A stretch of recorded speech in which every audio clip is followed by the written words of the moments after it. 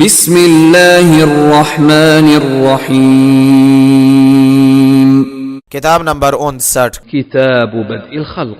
کتاب بدء الخلق، کتاب مخلوق کی پیدائش کی ابتدا کا بیان۔ باب نمبر 1، ما جاء في قول الله تعالى وهو الذي يبدأ الخلق ثم يعيده۔ اللہ تعالیٰ کا فرمان ہے اور وہی ہے جو خلق کو پہلی بار پیدا کرتا ہے پھر اسے دوبارہ پیدا کرے گا اور وہ اسے زیادہ آسان ہے۔ سورہ روم آیت نمبر 27۔ قال الربيع بن خثيم والحسن كل عليه هين هين وهين مثل لين ولين وميت وميت وضيق وضيق أفعينا أفأحيا علينا حين أنشأكم وأنشأ خلقكم لغوب النصب أطوارا طور كذا وطور كذا عدا طوره أي قدره۔ ربیع بن خثیم اور حسن بصری نے کہا سب اس کے لیے آسان ہے، ہین اور ہین یا کی تخفیف اور تشدید کے ساتھ دونوں ہی درست ہیں، جیسے لین اور لین نرم اور میت اور میت مردہ اور ضیق اور ضیق تنگ دونوں طرح درست ہیں۔ افعینا سورہ قاف آیت نمبر 15 کا معنی ہے کیا ہمیں پہلی بار بنانے نے عاجز کر دیا جب اس اللہ نے تمہیں پیدا کیا اور تمہاری پیدائش کو شروع کیا۔ لغوب سورہ قاف آیت نمبر 38، سورہ فاطر آیت نمبر 35 کا معنی تھکاوٹ ہے۔ اطوارا سورہ نوح آیت نمبر 14، مختلف حالتوں میں کوئی حالت اس طرح اور کوئی حالت اس طرح۔ عادا طورہ یعنی وہ اپنے اندازے یعنی رتبے سے آگے بڑھ گیا۔ فوائد نمبر 1، وَهُوَ الَّذِي يَبْدَأُ الْخَلْقَ ثُمَّ يُعِيدُهُ۔ ثُمَّ يُعِيدُهُ میں دو مفہوم شامل ہیں، ایک یہ کہ اللہ ہی وہ ذات ہے جو خلق کو پہلی بار پیدا کرتا ہے پھر اسے دہراتا رہتا ہے، یعنی اس پیدائش کو دہراتا جاتا ہے جیسے اس نے پہلے انسان کو پیدا کیا پھر انسان کو بار بار پیدا کرتا چلا جا رہا ہے۔ دوسرا یہ کہ اللہ تعالیٰ ہی وہ ذات پاک ہے جو خلق کو پہلی بار پیدا کرتا ہے پھر قیامت کے دن اسے دوبارہ زندہ کرے گا۔ نمبر 2، وَهُوَ أَهْوَنُ عَلَيْهِ۔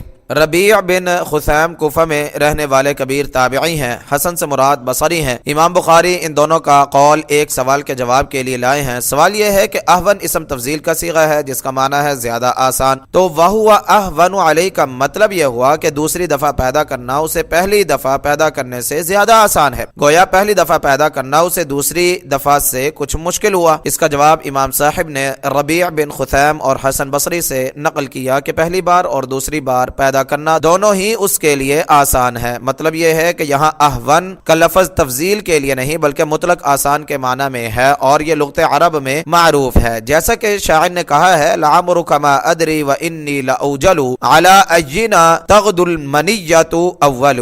یہاں اوجلو وجل ان کے معنی میں ہے یعنی تیری عمر کی قسم مجھے معلوم نہیں اور یقیناً میں ڈرنے والا ہوں کہ ہم میں سے کس پر موت پہلے آئے گی۔ مفسرین نے اس سوال کا ایک اور جواب بھی دیا ہے، وہ یہ کہ اللہ تعالیٰ نے یہ بات بندوں کے کہنے اور کرنے کے لحاظ سے فرمائی ہے، ورنہ اللہ تعالیٰ کے لیے تو پہلی دفعہ اور دوسری دفعہ پیدا کرنا برابر ہے۔ مطلب یہ ہے کہ تم یہ تو مانتے ہو کہ تمام مخلوقات کو پہلی بار اسی نے پیدا کیا ہے اور یہ بھی سمجھتے ہو کہ جس نے ایک دفعہ کسی چیز کو بنایا ہو اس کے لیے اس چیز کو دوبارہ بنانا نسبتاً زیادہ آسان ہوتا ہے، اس لیے تمہارے اعتبار سے اللہ تعالیٰ کے لیے جس نے پہلی بار تمام مخلوقات بنائی ہے دوسری مرتبہ بنانا زیادہ آسان ہونا چاہیے۔ تفسیر القرآن الکریم۔ نمبر 3، افعینا پوری آیت یوں ہے افعینا بالخلق الاول بل هم في لبس من خلق جدید۔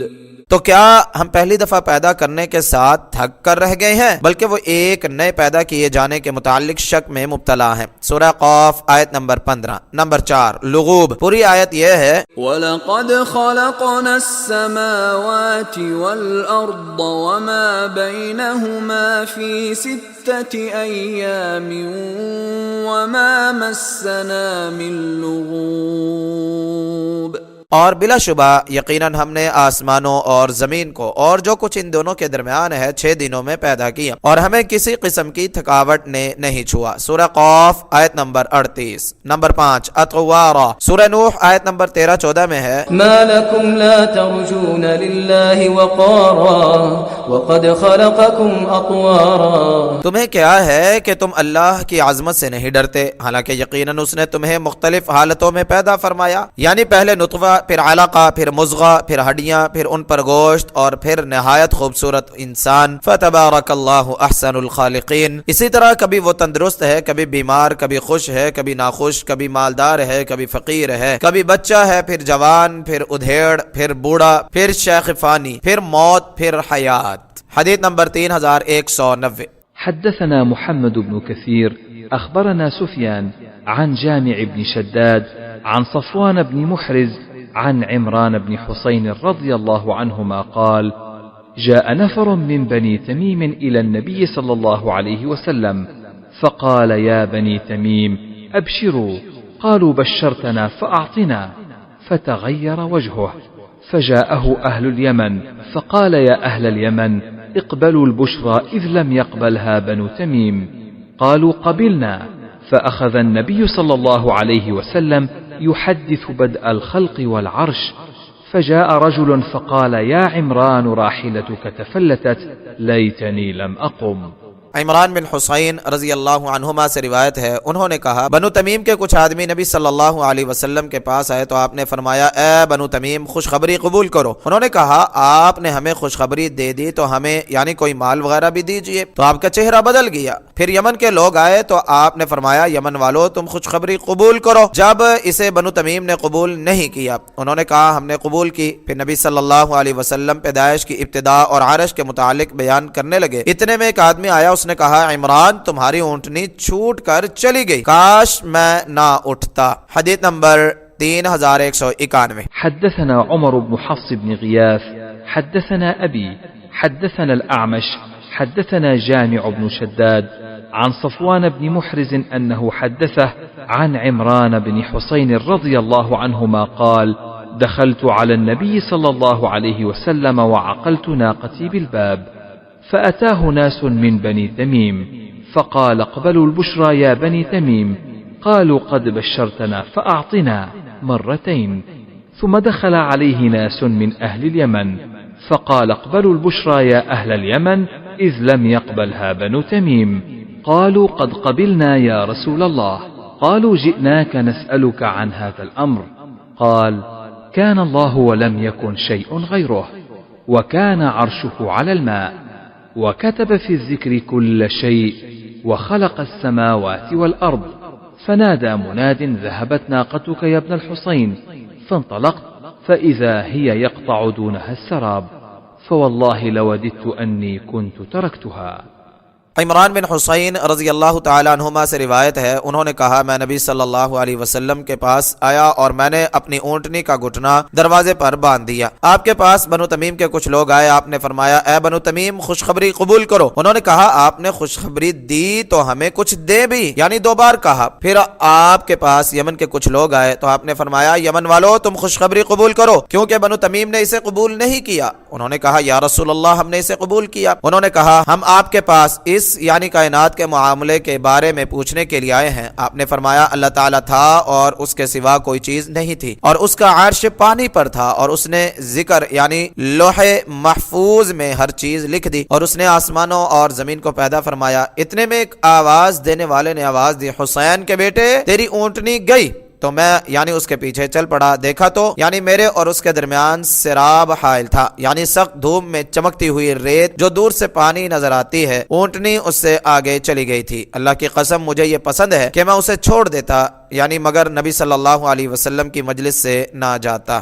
فوائد نمبر 1، بنو تمیم کے کچھ لوگ آئے، یعنی ان کا وفد آیا، آپ نے انہیں اسلام لانے کی وجہ سے آخرت کی بھلائی کی خوشخبری دی تھی جو بڑی نعمت تھی۔ انہوں نے اپنی کم علمی کی وجہ سے یہ سمجھا کہ آپ دنیا کا مال دینے والے ہیں، اور وہ مانگ اٹھے۔ آپ کو ان کی یہ حرکت دیکھ کر رنج ہوا، آپ کا چہرہ بدل گیا۔ کہتے ہیں یہ مانگنے والا اقرا بن حابس تھا جو ایک اعرابی آدمی تھا۔ تیسیر الباری نمبر 2، رسول اللہ صلی اللہ علیہ وسلم کے جواب سے معلوم ہو رہا ہے کہ ان کا سوال مخلوق کی ابتدا سے متعلق تھا۔ کتاب التوحید حدیث نمبر 7418 میں ہے: جئناک لنتفقہ فی الدین وَلِنَسْأَلَكَ عَنْ أَوَّلِ هَذَا الْأَمْرِ، ہم آپ کے پاس اس لیے آئے ہیں کہ دین کی سمجھ حاصل کریں اور آپ سے اس معاملے کے شروع کے متعلق سوال کریں۔ نمبر 3، اللہ تعالیٰ تھا اور اس کے سوا کوئی چیز نہیں تھی۔ اس سے معلوم ہوا کہ اللہ تعالیٰ ہمیشہ سے تھا، اس کے سوا کوئی چیز نہ تھی، نہ پانی، نہ عرش، اور نہ اس کے سوا کوئی چیز تھی، کیونکہ یہ سب کچھ اللہ کے سوا ہے، اور اس کا عرش پانی پر تھا۔ کا معنی یہ ہے کہ اس نے پہلے پانی کو پیدا فرمایا، پھر پانی پر عرش کو پیدا فرمایا۔ فتح الباری سورہ ہود آیت نمبر 7 میں اللہ تعالیٰ نے فرمایا وَهُوَ الَّذِي خَلَقَ السَّمَاوَاتِ وَالْأَرْضَ فِي سِتَّةِ أَيَّامٍ وَكَانَ عَرْشُهُ عَلَى الْمَاءِ، وہی ہے جس نے آسمانوں کو اور زمین کو 6 دنوں میں پیدا کیا اور اس کا عرش پانی پر تھا۔ نمبر 4 وَكَانَ عَرْشُهُ عَلَى الْمَاءِ وَكَتَبَ فِي الذِّكْرِ كُلَّ شَيْءٍ وَخَلَقَ السَّمَاوَاتِ وَالْأَرْضِ، یہاں یہ تینوں کام اسی طرح کے عطف کے ساتھ آئے ہیں، اور صحیح بخاری کتاب التوحید حدیث نمبر 7418 میں ہے ثم خلق السماوات والارض، اور اس میں ثم کا لفظ صرف آسمان و زمین کے متعلق آیا ہے۔ اس سے معلوم ہوا کہ آسمان و زمین پیدا کرنے سے پہلے اللہ کا عرش پانی پر تھا، اس کے بعد سب سے پہلے کیا پیدا کیا، اس کے متعلق مختلف روایات آئی ہیں۔ صحیح بخاری کتاب التوحید کی اسی روایت نمبر 7418 میں ہے ثم خلق السماوات والارض وكتب في الذكر كل شيء، پھر آسمانوں اور زمین کو پیدا فرمایا اور ذکر یعنی لوح محفوظ میں ہر چیز لکھ دی۔ اور صحیح مسلم کتاب القدر حدیث نمبر 2653 میں عبداللہ بن عمر رضی اللہ عنہ سے مروی ہے کہ رسول اللہ صلی اللہ علیہ وسلم نے فرمایا كتب الله مقادير الخلائق قبل ان يخلق السماوات والارض ب50,000 سنة قال وعرشه على الماء، اللہ تعالیٰ نے مخلوقات کی تقدیریں آسمانوں اور زمین کو پیدا کرنے سے 50,000 سال پہلے لکھ دی، فرمایا اور اس کا عرش پانی پر تھا۔ صحیح احادیث سے بدء الخلق کی ترتیب یہ معلوم ہو رہی ہے کہ سب سے پہلے اللہ تعالی ہمیشہ سے موجود تھا، اس کے سوا کوئی چیز نہ تھی۔ صحیح مسلم حدیث نمبر 2713 میں ہے اللہم انت الاول فلیس قبلک شیء، اے اللہ تو سب سے پہلے ہے سو تجھ سے پہلے کوئی چیز نہیں۔ اللہ تعالیٰ کی اس اولیت کو ازل کہتے ہیں، جب اللہ تعالیٰ کے سوا کسی کا وجود نہ تھا۔ وکان عرشہ علی الماء، اور اس کا عرش پانی پر تھا۔ اس کانا سے مراد سب سے پہلے عدم سے وجود میں آنا ہے، اس کے بعد وجود میں آنے والی چیز کے متعلق سب سے صحیح حدیث مسند احمد حدیث نمبر 22705 اور ترمذی حدیث نمبر 2155 3319 وصححہ نے عبادہ بن صامت رضی اللہ عنہ سے مرفوعا روایت کی ہے ان اول ما خلق اللہ القلم ثم قال اکتب فجرا فی تلک الساعة بما هو کائن الى یوم القیامہ، اللہ تعالیٰ نے سب سے پہلے جس چیز کو پیدا فرمایا وہ قلم ہے، پھر فرمایا لکھ، تو اس نے اس وقت سے لے کر قیامت کے دن تک جو ہونے والا ہے سب لکھ دیا۔ اس کے بعد اللہ تعالیٰ نے زمین اور آسمانوں کو پیدا فرمایا۔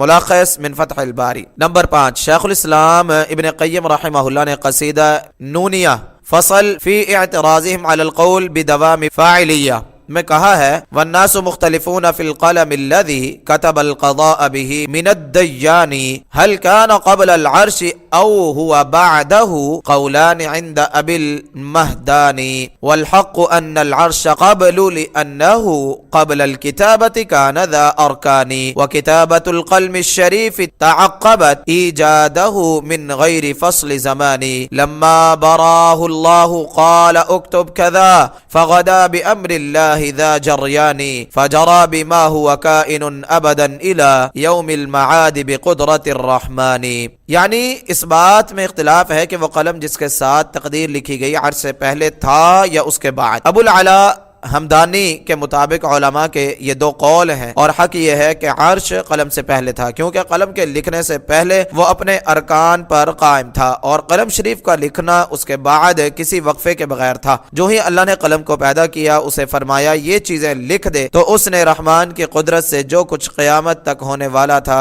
سب لکھ دیا۔ نمبر 6 سنن ترمذی حدیث نمبر 3109 اور سنن ابن ماجہ حدیث نمبر 182 کی روایات میں ہے کہ رسول اللہ صلی اللہ علیہ وسلم سے پوچھا گیا خلق کی پیدائش سے پہلے ہمارا پروردگار کہاں تھا؟ اس کے جواب میں آپ صلی اللہ علیہ وسلم نے فرمایا کان فی عماء ما تحتہ ہوا وما فوقہ ہوا۔ عماء ان کا معنی نہایا میں لکھا ہے بادل، پتلا سا بادل یا نامعلوم چیز جس کے حقیقت سے ہم ناواقف گویا اعمى ہے۔ حدیث کا ترجمہ ہے اللہ تعالیٰ ایک عماء یعنی نامعلوم چیز میں تھا، اس کا اوپر خالی تھا اور اس کے نیچے بھی خلا تھا۔ مگر شیخ ناصر الدین البانی رحمہ اللہ اور ان سے پہلے رازی اور دوسرے اہل علم نے اس روایت کو ضعیف کہا ہے، جبکہ استدلال خصوصاً عقیدے میں اور اتنے اہم مسئلہ میں صحیح حدیث ہی سے ہو سکتا ہے۔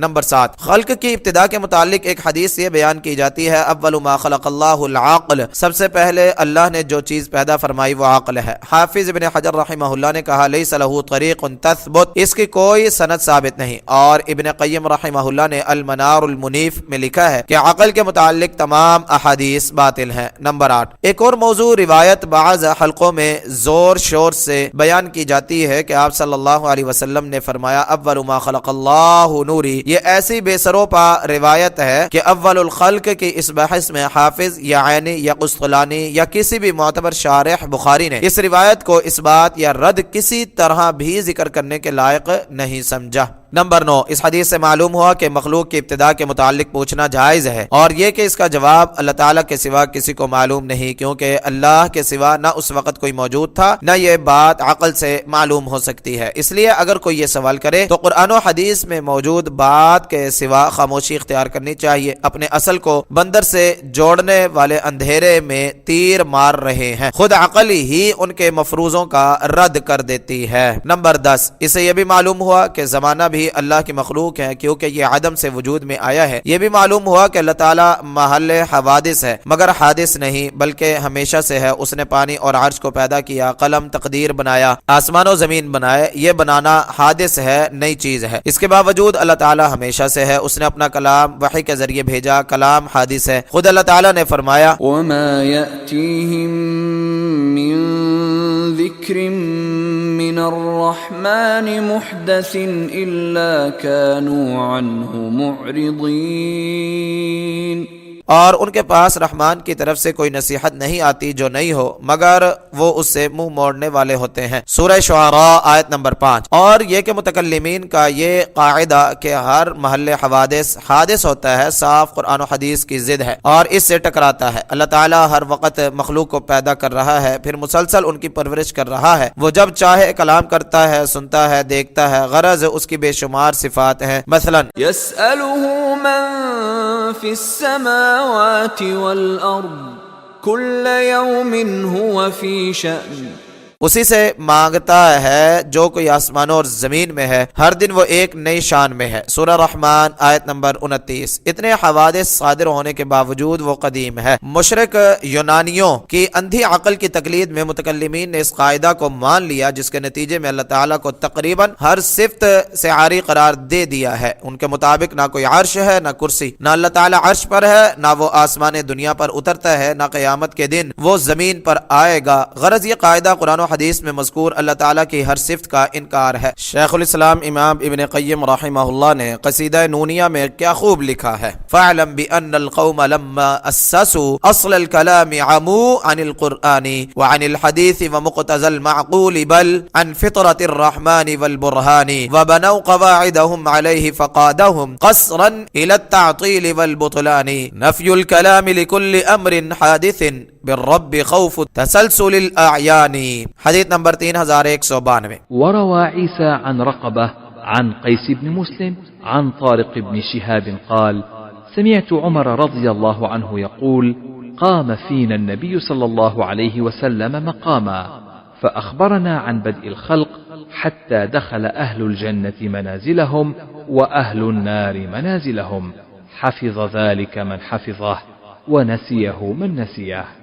طارق بن شہاب رضی اللہ تعالیٰ عنہ سے روایت ہے کہ میں نے عمر رضی اللہ تعالیٰ عنہ سے سنا، انہوں نے کہا نبی صلی اللہ علیہ وسلم ایک موقع پر ہم میں کھڑے ہوئے اور آپ نے ہمیں خلق کی ابتدا کے متعلق بیان فرمایا، یہاں تک کہ جنت والے اپنے ٹھکانوں میں داخل ہو گئے اور جہنم والے اپنے ٹھکانوں میں۔ جس نے اسے یاد رکھا اسے یاد رہا اور جس نے اسے بھلا دیا اسے بھول گیا۔ فوائد نمبر 1، یعنی آپ نے ایک ہی مجلس میں خلق کی ابتدا سے لے کر انتہا تک بیان فرما دیا۔ ایک ہی مجلس میں یہ سب کچھ بیان فرما دینا یقیناً آپ صلی اللہ علیہ وسلم کا عظیم معجزہ ہے۔ اس معجزے میں ایک اور معجزے کا بھی دخل ہے جو صحیح بخاری حدیث نمبر 7013 میں ابو ہریرہ رضی اللہ تعالیٰ عنہ سے مروی ہے کہ رسول اللہ صلی اللہ علیہ وسلم نے فرمایا بعثت بجوامع الکلم، مجھے جامع کلمات کے ساتھ بھیجا گیا ہے، یعنی جن میں تھوڑے الفاظ میں بہت زیادہ معانی جمع ہو جاتے ہیں۔ اس حدیث کی تائید صحیح بخاری حدیث نمبر 6604 میں حذیفہ رضی اللہ تعالیٰ عنہ سے مروی حدیث سے بھی ہوتی ہے اور صحیح مسلم حدیث نمبر 2000 5892 میں ابو زید انصاری رضی اللہ تعالیٰ عنہ کی حدیث سے بھی انہوں نے کہا رسول اللہ صلی اللہ علیہ وسلم نے ہمیں فجر کی نماز پڑھائی اور ممبر پر چڑھے، پھر ہمیں خطبہ دیا یہاں تک کہ ظہر ہو گئی، پھر اترے نماز پڑھی اور ممبر پر چڑھ گئے، پھر ہمیں خطبہ دیا یہاں تک کہ عصر کا وقت ہو گیا، پھر اترے نماز پڑھی اور ممبر پر چڑھ گئے اور ہمیں خطبہ دیا یہاں تک کہ سورج غروب ہو گیا، چنانچہ آپ نے ہمیں وہ سب کچھ بیان کر دیا جو ہو چکا اور جو ہونے والا ہے، تو ہم میں سب سے زیادہ علم والا وہ ہے جو زیادہ یاد رکھنے والا ہے۔ اس حدیث سے وہ موقع بھی معلوم ہو گیا جس کا عمر رضی اللہ تعالیٰ عنہ کی حدیث میں ذکر ہے کہ وہ فجر کی نماز کے بعد سے لے کر مغرب تک تھا۔ فتح الباری۔ نمبر 2، حافظ رحمہ اللہ نے یہاں وہ حدیث نقل کی ہے جو ترمذی حدیث نمبر 2141 نے عبداللہ بن عمر بن عاص رضی اللہ عنہما سے روایت کی ہے، خرج علینا رسول اللہ صلی اللہ علیہ وسلم وفی یدہ کتابان، اور کہا جاتا ہے کہ عمر رضی اللہ تعالیٰ عنہ والی حدیث تھوڑے وقت میں بہت زیادہ چیزوں کے بیان کے معجزے کی مثال ہے، اور صرف 2 کتابوں میں تمام اہل جنت کے اور ان کے آبا اور قبائل کے ناموں کا اور اہل جنت کے ناموں اور ان کے باپوں اور قبائل کے ناموں کا بیان تھوڑی جگہ میں بہت زیادہ مواد کے سما جانے کا معجزہ ہے، اور اس کی سند حسن ہے، مگر فتح الباری کے محققین نے لکھا ہے اس کی سند میں ابو قبیل مختلف فی ہے۔ حافظ نے اسے تعجیل المنفعہ میں عبید بن ابی قرہ بغدادی کے ترجمہ میں ضعیف قرار دیا ہے اور ذکر کیا ہے کہ وہ قدیم کتابوں سے کثرت کے ساتھ نقل کیا کرتا تھا۔ پوری بحث کے لیے سنیے مسند احمد حدیث نمبر 6563، حدیث نمبر 3193۔ حدثني عبد الله بن أبي شيبة عن أبي أحمد عن سفيان عن أبي الزناد عن الأعرج عن أبي هريرة رضي الله عنه قال قال النبي صلى الله عليه وسلم أراه يقول الله شتمني ابن آدم وما ينبغي له أن يشتمني وتكذبني وما ينبغي له، أما شتمه فقوله إن لي ولدا، وأما تكذيبه فقوله ليس يعيدني كما بدأني۔ ابو ہریرہ رضی اللہ تعالیٰ عنہ سے روایت ہے کہ نبی صلی اللہ علیہ وسلم نے فرمایا، اللہ تعالیٰ فرماتا ہے ابن آدم مجھے گالی دیتا ہے حالانکہ اس کے لائق نہیں کہ مجھے گالی دے، اور وہ مجھے جھٹلاتا ہے حالانکہ یہ اس کے لائق نہیں۔ اس کی گالی تو اس کا یہ کہنا ہے کہ میری کوئی اولاد ہے، اور اس کا جھٹلانا اس کا یہ کہنا ہے کہ جس طرح اس نے مجھے پہلی بار بنایا دوبارہ نہیں بنائے گا۔ فوائد۔ نمبر 1، اگرچہ رسول اللہ صلی اللہ علیہ وسلم کی تمام احادیث ہی وحی الہی ہیں، مگر محدثین کی اصطلاح میں وہ حدیث جس میں نبی صلی اللہ علیہ وسلم صراحت کے ساتھ فرمائے کہ اللہ تعالیٰ نے فرمایا، اسے حدیث قدسی کہتے ہیں، اس لیے یہ حدیث قدسی ہے۔ نمبر 2، سب اور شتم کا معنی گالیاں دینا ہے، اس کا مفہوم سب جانتے ہیں۔ اللہ تعالیٰ کے فرمان کے مطابق اس کے متعلق یہ کہنا کہ اس کی کوئی اولاد ہے اسے گالی دینا ہے، جیسا کہ نصارہ نے مسیح علیہ السلام کو اور یہود نے عزیر علیہ السلام کو اللہ کا بیٹا قرار دیا، اور مشرکین نے فرشتوں کو اللہ کی بیٹیاں قرار دیا، کیونکہ اس میں اللہ تعالیٰ کی بے حد توہین اور بے ادبی ہے، اور یہ اس کے اوصاف کے صاف خلاف ہے، کیونکہ یہ ماننے سے وہ ایک نہیں رہتا جس کی مثل کوئی نہ ہو، کیونکہ اولاد باپ کی مثل ہوتی ہے، اور یہ ماننے سے وہ محتاج ٹھہرتا ہے، کیونکہ اولاد بیوی کے بغیر نہیں ہوتی۔ فرمایا ان یکون لہ ولد ولم تکن لہ صاحبہ، اس کی اولاد کیسے ہوگی جبکہ اس کی کوئی بیوی نہیں۔ سورہ انعام آیت نمبر 101۔ اور خامد بیوی اور بیٹوں کا محتاج ہوتا ہے جبکہ اللہ تعالیٰ محتاجی سے پاک ہے، اللہ الصمد۔ نمبر 3، باب کے ساتھ حدیث کی مناسبت ان الفاظ میں ہے کہ جس طرح اس نے مجھے پہلی بار بنایا دوبارہ نہیں بنائے گا، اس میں انسان کی اول پیدائش کا ذکر ہے۔ حدیث نمبر 3194۔ حدثنا قتيبة بن سعيد حدثنا مغيرة بن عبد الرحمن القرشي عن أبي الزناد عن الأعرج عن أبي هريرة رضي الله عنه قال قال رسول الله صلى الله عليه وسلم لما قضى الله الخلق كتب في كتابه فهو عنده فوق العرش إن رحمتي غلبت غضبي۔ ابو ہریرہ رضی اللہ تعالیٰ عنہ سے روایت ہے کہ رسول اللہ صلی اللہ علیہ وسلم نے فرمایا، جب اللہ تعالیٰ نے مخلوق پیدا کرنے کا فیصلہ کیا تو اس نے اپنی کتاب میں لکھ دیا جو اس کے پاس عرش کے اوپر ہے کہ میری رحمت میرے غضب پر غالب ہے۔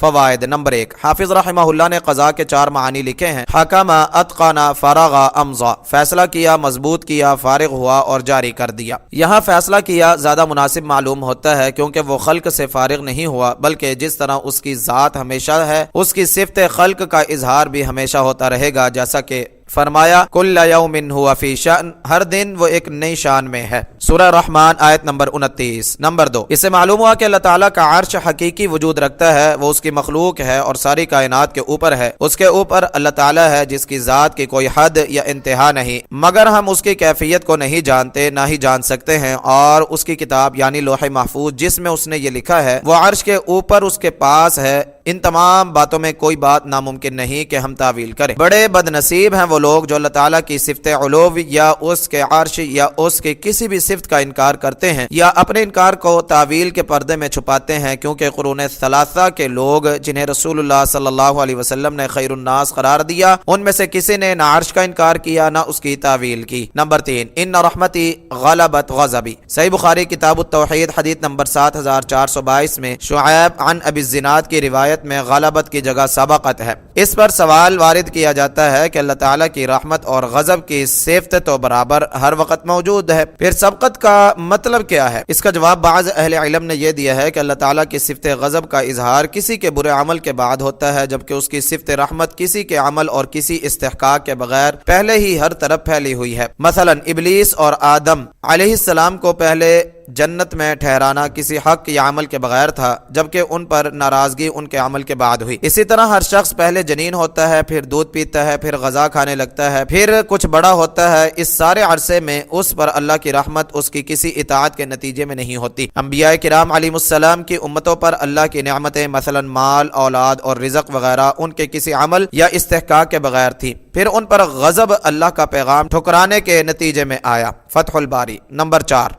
اس حدیث سے اور بہت سی دیگر آیات و احادیث سے اللہ تعالیٰ کی صفت رحمت اور غضب کا ثبوت ظاہر ہے، مگر بخاری کے اکثر شارحین اللہ تعالیٰ کی صفت رحمت اور غضب کی تعویل کرتے ہیں کہ رحمت سے مراد انعام کرنے کا ارادہ ہے اور غضب سے مراد عذاب دینے کا ارادہ ہے، کیونکہ ان کی تعریف کے مطابق رحمت اور غضب انسان پر وارد ہونے والی دو کیفیتیں ہیں جو کسی کی کمزوری کو دیکھ کر یا سرکشی کو دیکھ کر اس پر وارد ہوتی ہیں، جبکہ اللہ تعالیٰ ایسی کیفیات سے پاک ہے۔ ان حضرات کو یہ مشکل اس لیے پیش آئی کہ انہوں نے اللہ کی رحمت اور اس کے غضب کو مخلوق کی رحمت اور اس کے غضب کی طرح سمجھ لیا، حالانکہ قرآن مجید کے مطابق بندہ سمیع اور بصیر ہے، اللہ بھی سمیع و بصیر ہے، مگر بندے کے سمیع و بصیر ہونے کی وجہ سے اللہ تعالیٰ کے سمیع و بصیر ہونے کا انکار یا اس کی تعویل نہیں کرنی چاہیے، کیونکہ رسول اللہ صلی اللہ علیہ وسلم یا صحابہ رضی اللہ عنہم نے نہ اللہ کے سمع و بصر کا انکار کیا ہے نہ اس کی تعویل کی ہے، بلکہ یوں کہنا چاہیے کہ بندے کا سمع و بصر اس کی ہستی کے مطابق ہے، اللہ کا سمع و بصر اس کی ہستی کے مطابق ہے، اس کی مثل کسی کا سمع و بصر نہیں ہو سکتا۔ اسی طرح اللہ اور اس کے رسول صلی اللہ علیہ وسلم کے فرمان کے مطابق اللہ کی صفات میں رحمت بھی ہے اور غضب بھی، مگر جس طرح اس کی شان کے مطابق ہے وہ مخلوق کی رحمت اور اس کے غضب کے کسی طرح بھی مشابہ نہیں۔ فرمایا لیس کمثلہ شیء وہو السمیع البصیر، اس کی مثل کوئی چیز نہیں اور وہی سب کچھ سننے والا سب کچھ دیکھنے والا ہے۔ سورہ شورى آیت نمبر 11۔ اللہ تعالیٰ کے صریح فرمان کے باوجود کہ وہ سمیع و بصیر ہے، بہت سے حضرات اپنی عقل کے تقاضے سے کہتے ہیں کہ اللہ کے سمیع و بصیر ہونے کا مطلب یہ ہے کہ وہ علیم ہے، یعنی جانتا ہے، رہا یہ کہ وہ سنتا ہے اور دیکھتا ہے تو ان کے نزدیک یہ ممکن نہیں، اس کو ان کی عقل ماننے کے لیے تیار نہیں، کیونکہ اگر یہ مان لے تو ان کے خیال میں وہ ہمارے جیسا ہو گیا، مگر اللہ تعالیٰ کا تقاضا یہ ہے کہ یہ مانو کہ اللہ کی مثل کوئی چیز نہیں، اور یہ بھی مانو کہ وہ سمیع و بصیر ہے، اس کا سننا دیکھنا مخلوق کے سننے دیکھنے کی طرح نہیں۔ اپنی جان پر یہ ظلم نہ کرو کہ سمع و بصر کو حوادث قرار دے کر اللہ تعالیٰ کے سمیع و بصیر ہونے کا انکار یا اس کی تعویل کر دو، کیونکہ اگر ایسا ہوتا تو اللہ اور اس کے رسول صلی اللہ علیہ وسلم خود یہ بات واضح فرما دیتے یا اصحاب رسول صلی اللہ علیہ وسلم یہ تفسیر کر دیتے۔ یاد رکھو اللہ کی صفات کو خود اس سے اور اس کے رسول سے زیادہ کوئی نہیں جانتا نہ جان سکتا ہے۔ مشرک فلاسفہ کے پیچھے لگ کر سلف کی راہ سے ہٹ کر اپنی منزل کھوٹی مت کرو۔